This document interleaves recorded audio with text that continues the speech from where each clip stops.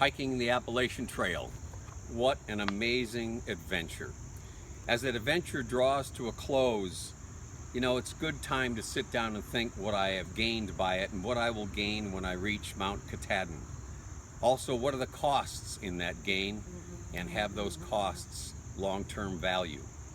Well, I think the costs are going to be, whatever the financial or physical costs might be, they'll be measured in the long run, and I'll look back at those and know what they are. But more importantly, when I look at the value, I know there's value not only for me, but for people who have gotten some hope and perhaps some value themselves out of watching and reading the blog entries that I've had along the way. For me, however, there's even a more personal reason, and I think that's best expressed in the context of a poem by Robert Frost, The Road Not Taken. Here's a abridged version of that. Two roads diverge in the yellow wood, and sorry I could not travel both. And I, being but one traveler, long I stood, and I looked down the road as far as I could, and then I took the other just as fair. In the twilight of my life, I shall be telling this with a sigh. Somewhere ages and ages hence, two roads diverged in a wood, and I took the less traveled by, and that made all the difference. Now, those who try to justify their independence, uniqueness, and for taking roads others would not or dared not take, claim this poem as their own anthem.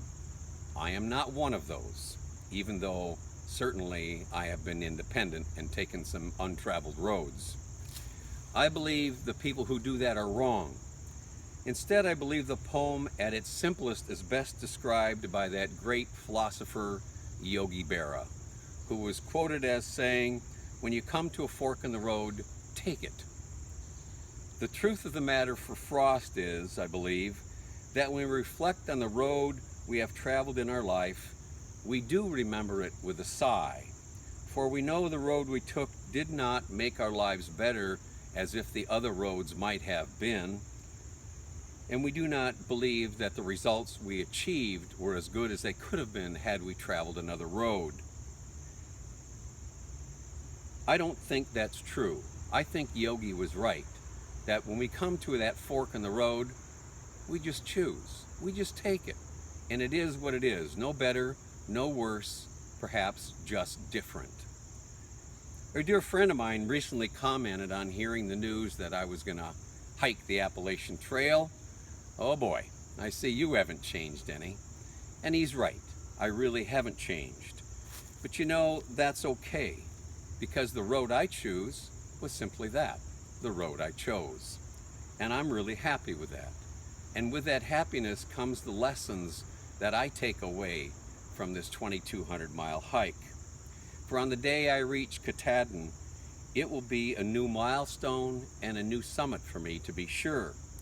I will rest well, knowing that any of the doubts or any of the regrets that I had before I started, just like the doubts and the regrets I may have had throughout my entire life, will be set aside in favor of a resurrection that comes in accepting the path I chose.